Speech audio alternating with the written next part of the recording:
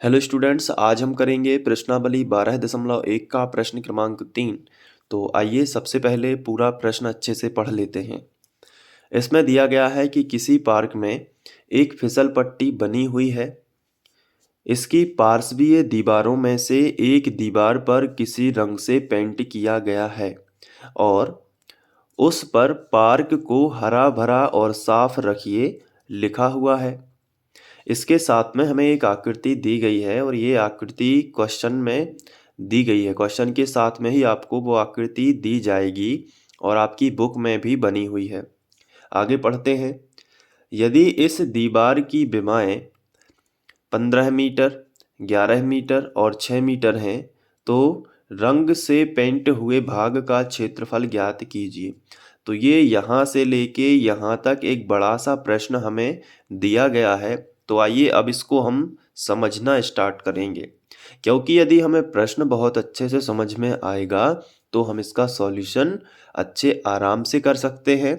और अगर ये क्वेश्चन थोड़ा बहुत बदल के भी कभी आता है तो भी हम उसको सॉल्व कर पाएंगे। सबसे पहले इन्होंने हमें पार्क में एक फिसल पट्टी बताई हुई है कि एक फिसल पट्टी दी हुई है। तो बेसिकली आप लोग फिसल पट्टी तो जानते ही होंगे। पार्कों में ये छोटे बच्चों को खेलने के लिए लगाई जाती है और इसमें कुछ इस तरीके से यहाँ से क्या होता है कि यहाँ पे सीढ़ियाँ लगी रहती हैं। ठीक है, ये हम देखें तो यहाँ पे इस तरीके की सीढ़ियाँ लगी रहती हैं जहाँ से बच्चे ऊपर चढ़ते हैं और यहाँ से इस तरीके से बच्चे फिसलते हैं।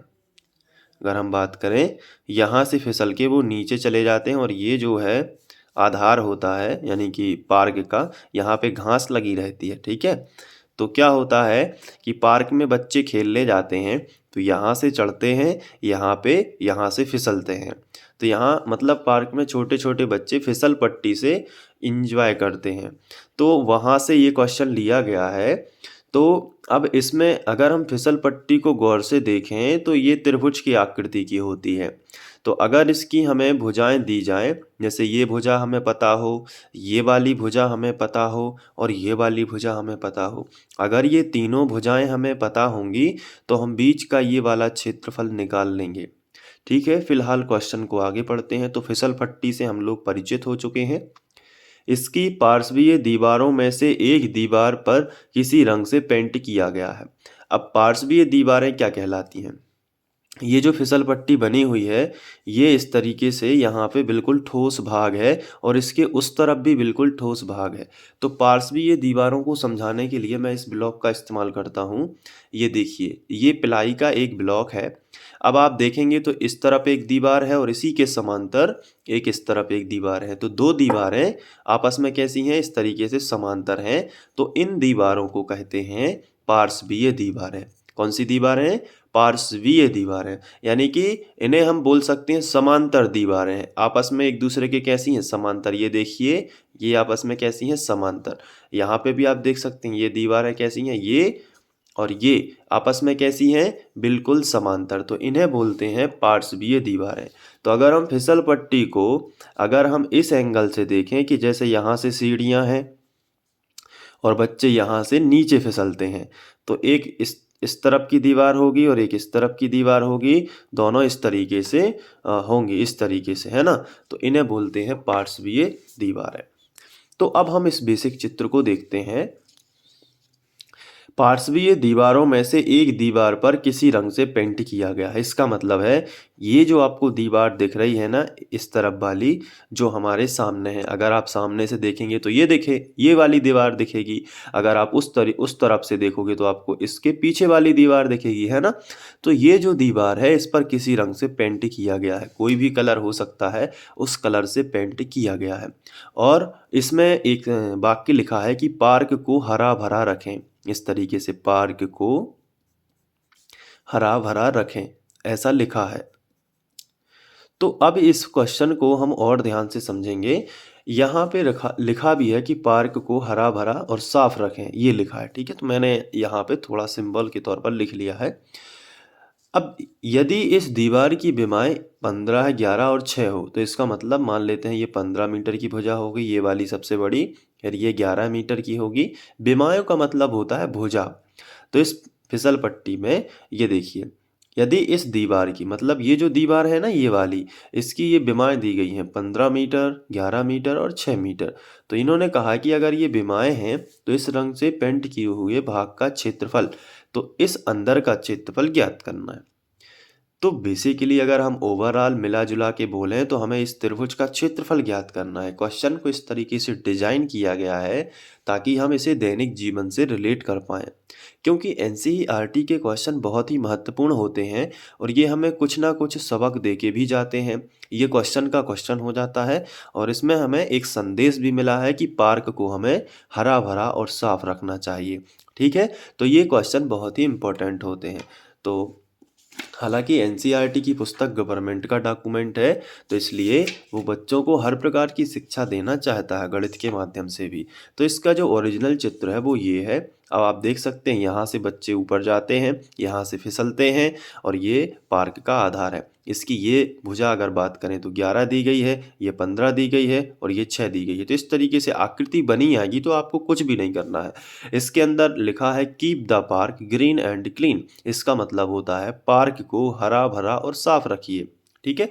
तो इसमें किसी रंग से पेंट किया गया है, तो मैं यहाँ पे कोई भी एक रंग ले लेता हूँ।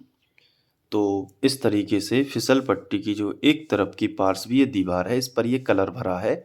तो हमें ये चेक करना है कि कितने क्षेत्रफल में ये कलर भरा हुआ है। तो चलिए शुरुआत करते हैं। जैसे ही हम ये क्वेश्चन देखते हैं, सबसे पहले हम इसकी विमाएँ लिखेंगे जो कि दी गई है 15, 11 और 6। इन्हें ABC मानेंगे। तो हम यहीं से स्टार्ट करेंगे, लिखेंगे माना,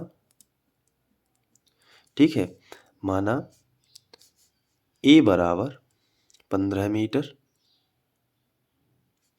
B बराबर 11 मीटर और जो C है वो हमें दिया गया है 6 मीटर। अब इसका जो है त्रिभुजाकार ये दीवार है, अगर हम इसकी बात करें तो ये त्रिभुजाकार है और त्रिभुजाकार है, इसका मतलब ये है कि हमें इस त्रिभुज का क्षेत्रफल ज्ञात करना होगा। त्रिभुज का क्षेत्रफल ज्ञात करने के लिए हमें ये वाला फॉर्मूला यहाँ पे लगाना पड़ता है, जिसे हम हीरोन का सूत्र कहते हैं S minus A, S minus B और S माइनस C।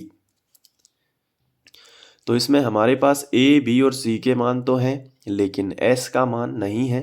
तो S का मान, S मतलब सेमी पेरीमीटर, मतलब अर्ध परिमाप, तो S का मान हम निकाल सकते हैं। तो इसलिए S बराबर हम क्या करेंगे, तीनों को जोड़ देंगे और बटे 2 कर देंगे, यानी कि A plus B plus C और बटे कर देंगे 2। ठीक है?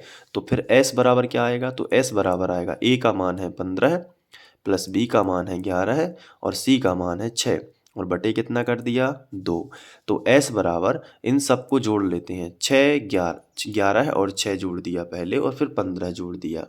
तो यहाँ पे हमें मिलेगा 32, यानी कि तीनों को जोड़ने पर 32।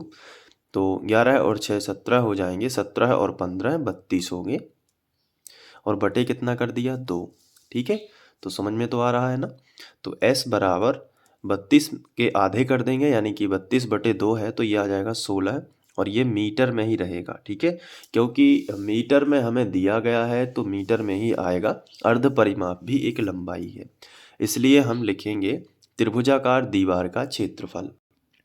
तो ये जो दीवार है त्रिभुजाकार, इसका क्षेत्रफल निकालेंगे, तो इसके लिए हैरो का सूत्र लगाएंगे, under root S minus A, S minus B और S माइनस C। फिर लगाएंगे अंडर रूट, S का मान है 16, फिर 16 माइनस A, क्योंकि S का मान फिर से 16 होगा, माइनस यहाँ पे आएगा A का मान कितना है 15, तो हम यहाँ पे रखेंगे 15। फिर S का मान कितना है 16 माइनस B का मान कितना है, B का मान 11 है। ठीक है? A B C तीनों के मान हमारे पास है, B का मान 11 है। फिर ब्रैकेट लगाएंगे, फिर S का मान कितना है 16, तो यहाँ पे S की जगह पर कितना रख देंगे 16, माइनस है तो माइनस लगा देंगे और C जो है, C का मान कितना है, ये देखिए C का मान है 6 मीटर, तो यहाँ पे भी हम लिख देंगे 6 मीटर और इस करणी को आगे बढ़ा देंगे। इसके बाद फिर से अब हम अंडर रूट और चेक करेंगे 16 और 16 में से 15 चले जाएंगे तो बचेगा 1। और फिर इसे गुणा में लिख सकते हैं क्योंकि कोष्टक को हम लोग हटा रहे हैं, फिर कोष्टक हटाएंगे तो फिर गुणा आ जाएगा। और 16 में से 11 चले जाएंगे तो बचेगा 5। और फिर 16 में से 6 चले जाएंगे तो बचेगा 10। ठीक है, तो फिर इसके बाद बराबर के नीचे बराबर अंडर रूट 16 जो है ना 16 के हम गुणनखंड निकाल सकते हैं यहाँ पे।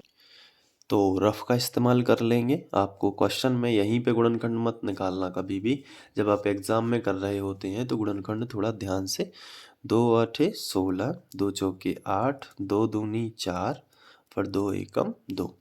तो 2 गुणित 2 गुणित 2 गुणित 2 है ना। तो मतलब 1 2 3 4 बार हम 2 लिख देंगे। 2 गुणित 2 गुणित 2 गुणित 2 है ना। और फिर इसके बाद 1 का गुणनखंड तो कुछ नहीं होगा, तो 1 को तो हम लिखें भी ना तो भी चल जाएगा क्योंकि 16 एकम 16 ही होता है, तो यही।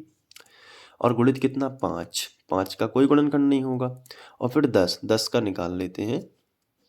2 पंचे 10 है ना। और फिर 5 का 5 से ही जाएगा, 5 एकम यानी 5 गुणित 2 लिख सकते हैं 10 को। तो लिख दिया 5 गुणित 2। ये 5 तो इसी का है, ठीक है। और 10 को लिख दिया 5 गुणित 2। अब आगे बढ़ते हैं तो जोड़ियां बना लेते हैं। 2 और 2 की एक जोड़ी बनेगी तो ये अंडर रूट के बाहर निकल के आ जाएगा। फिर 2 और 2 की एक जोड़ी बन जाएगी तो ये भी अंडर रूट के बाहर निकल के आ जाएगा। फिर 5 और 5 की एक जोड़ी बनेगी तो ये भी अंडर रूट के बाहर निकल के आ जाएगा। इसकी जोड़ी नहीं बनी है इसलिए ये अंडर रूट के अंदर ही रहेगा 2। अब इसका गुणा कर देते हैं। 5 दूनी 10 और 10 दूनी 20, तो 20 अंडर रूट 2। तो रंगे हुए भाग का क्षेत्रफल इतना होगा, तो हम लिखेंगे अतः रंगे हुए भाग का क्षेत्रफल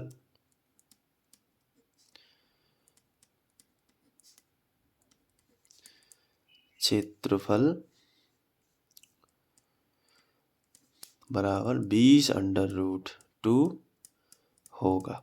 ठीक है, आ गया समझ में। अब एक बार आप स्क्रीनशॉट ले लेना इसका अच्छे से और खुद से लिखना, खुद से प्रैक्टिस करना।